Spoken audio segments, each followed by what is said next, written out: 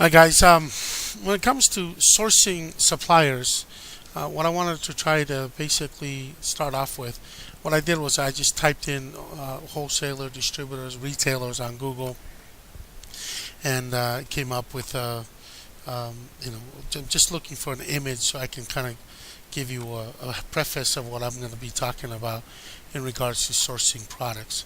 As many of you guys have already heard of these terms, or probably working in the industry, I mean, the basic channels of distribution, everybody knows what manufacturers are, and because that's the main, you can't get any lower than that. They're the one that makes the actual brands that we carry, such as, for example, Nike or Disney products and so on and so forth. So there are the manufacturers of the world. Now keep in mind this channel is typically for brick and mortar, but with the advent of e-commerce, it's taking on a whole different meaning.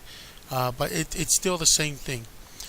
Anyway, so manufacturers, and then some manufacturers actually love to deal directly with consumers, us as buyers, but sometimes they don't. They want to go directly to big retailers such as Best Buy or Walmart or Target. But they're obviously doing billions of dollars.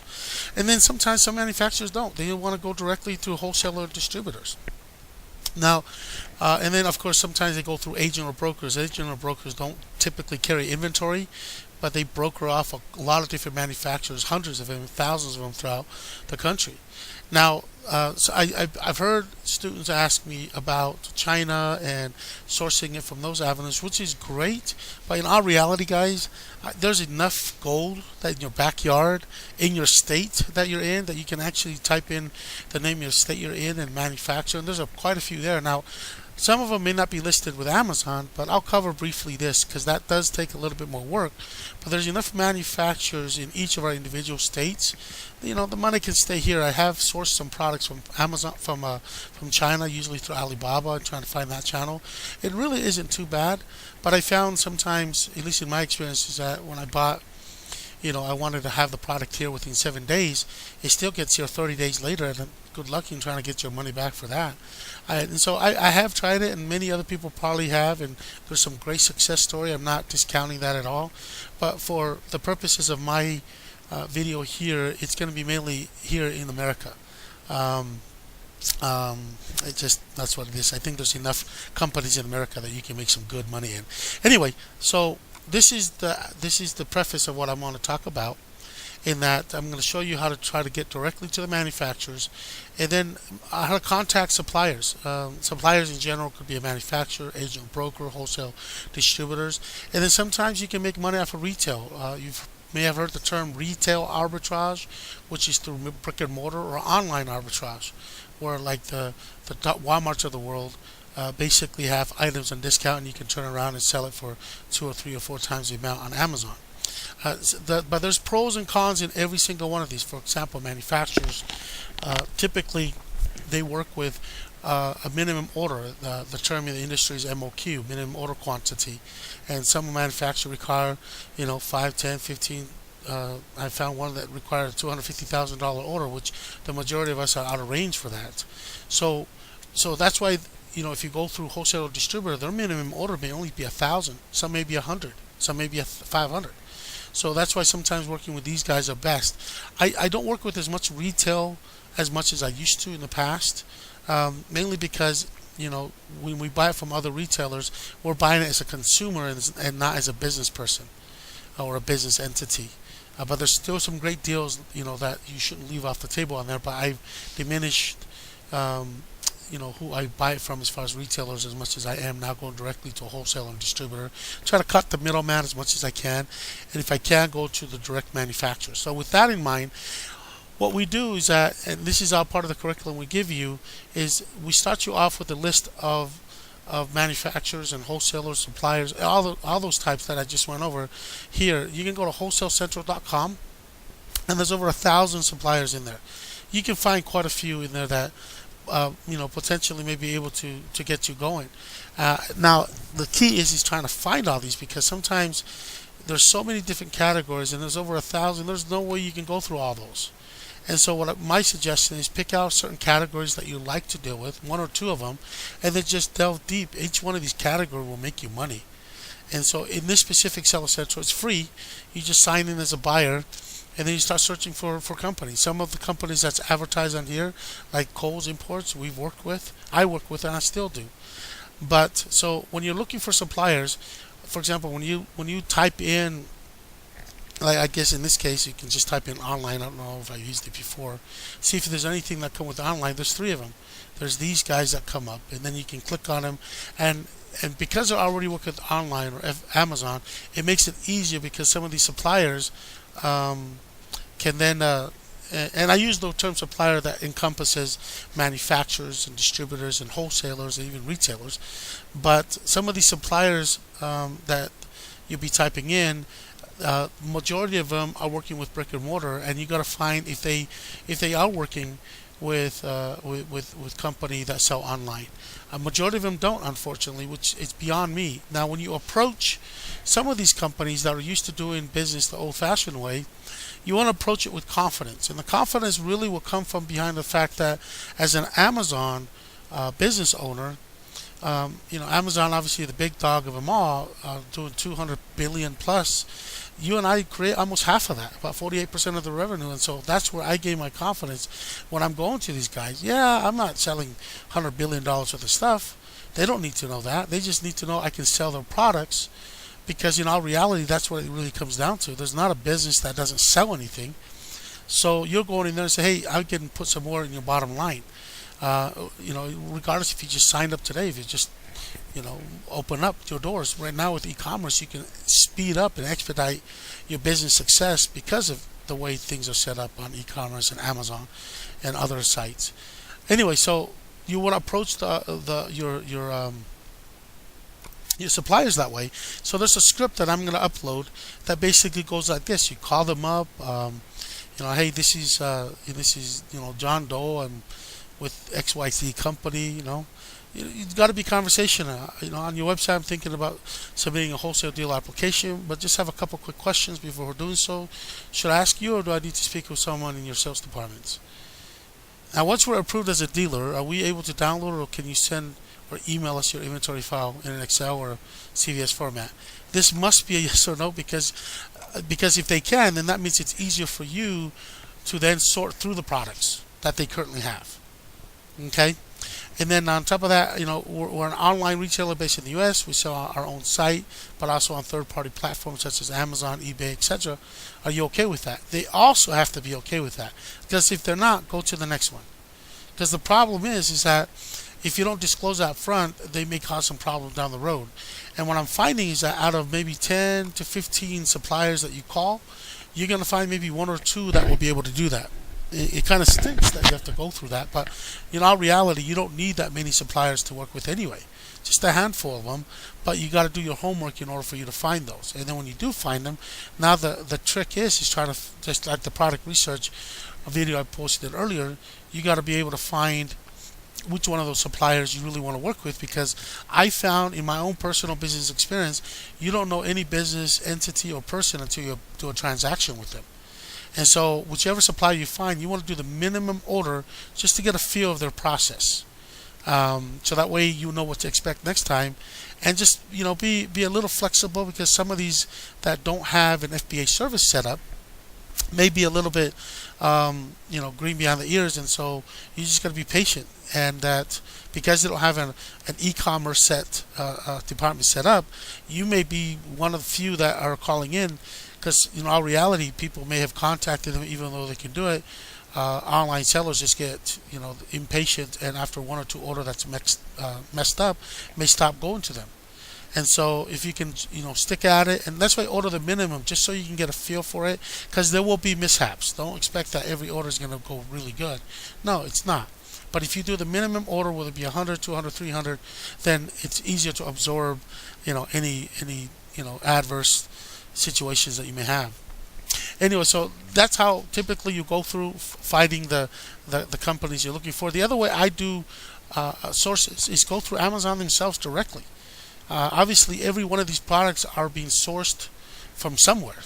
And so that's one of the things I say is just go through the different categories that you have here and see which one you like. You can't sell everything there is underneath there. It's just impossible. But I mean, you want to be, you can make money on any one of these categories. So pick which one you want to do. I like pets. I like because I have a pet, and so if you have a passion for any one of these categories, go for it. So I go to pet, and if you do an open and close bracket on here, right above the enter sign, you can see that right now under the pet categories, there's 1.1 million products in the pet categories alone. In fact, I found that if you do the same thing with our department, you'll be able to see exactly how many products Amazon currently sell on its platform. When I first started, a couple years ago, it was roughly around 300 and something million. Now we're looking at 406 million items that are being sold in Amazon. I believe there's enough products in there out of that 406 million you can probably make some money off. Okay, so going back to pet, and we're looking for suppliers. One of the things I do is I then use Amazon as a way to search through what I'm looking for. For example, I want customer review that's over 4 stars. And then I preferably like to sell some stuff between 25 to 50 bucks, 50 to 100 bucks, sometimes 100 to $200. But I try not to go over that because this is where the sweet spot, if you will, is at. Depending on your leverage of exposure, because obviously, 100 to 200 bucks, you get a few returns from that range. It can kind of hurt a little bit, so you got to have a little bit some resources behind you.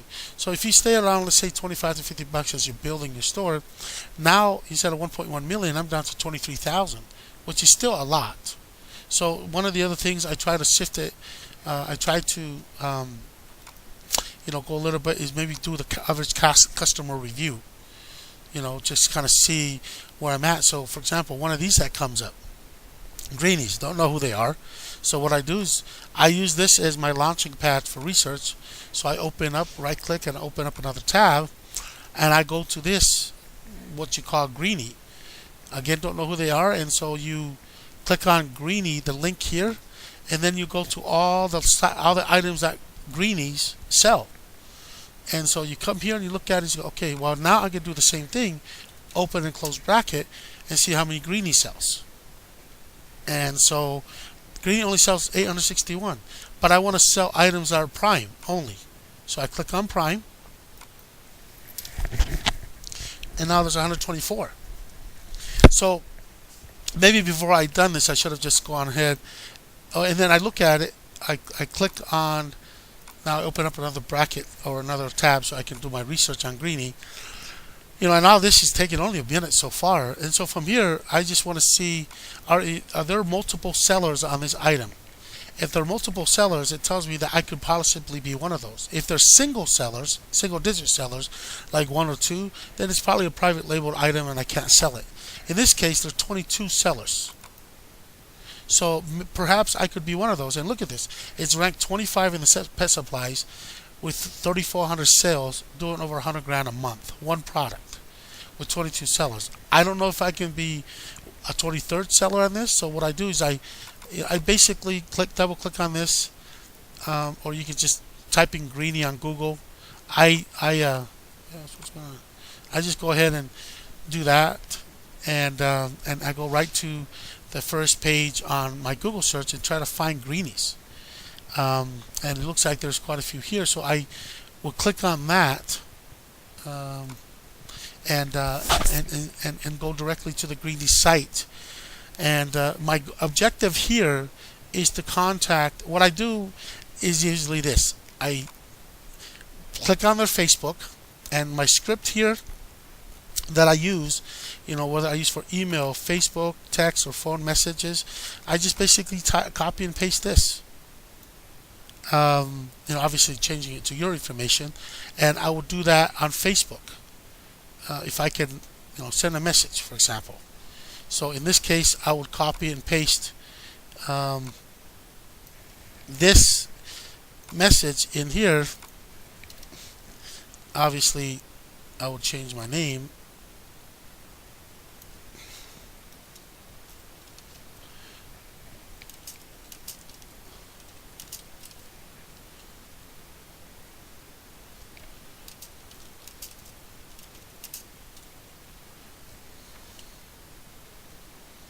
And it basically, the company web, and I'm interested in setting up a retail account with you.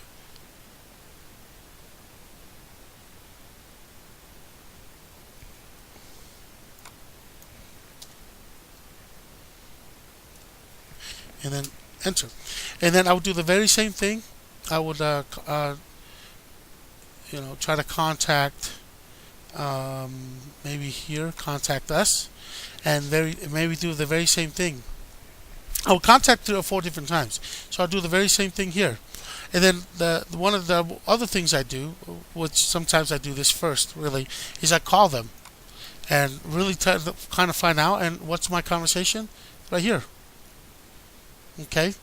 My conversation is this, so that way I can just get a feel if they can sell on Amazon, because there's 22 sellers on this specific item that you can sell. Now, sometimes what I do is I would put a specific product in there. Say, I'm looking to sell these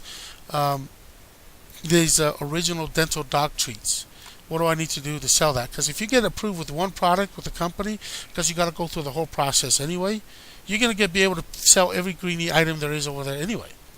So, and you got to do this over and over and over, and it's tedious and it's time consuming. But again, you're only looking for a handful of suppliers, and once you find a handful of suppliers, these could be a moneymaker for you, especially since there's multiple greenie products that you can sell. Giving this example, there's 124. What if you're able to sell, if you are able to get approved, sell, half of those. Then all of a sudden now, you can scalp off some profit from here and be one of those that can make, depending on what the cost you're able to negotiate and or get it for, make an extra, scalp off an extra 40, 50 sales a month. And and that will be able to help your bottom line. So anyway, so this is the process I go through in finding my resources and suppliers to be able to get from. And then on top of that, you want to continue always buying from deals that you get on a daily basis from FBA stores or other sources, so that we can always have, because they've already done the research for you. You just need to verify it.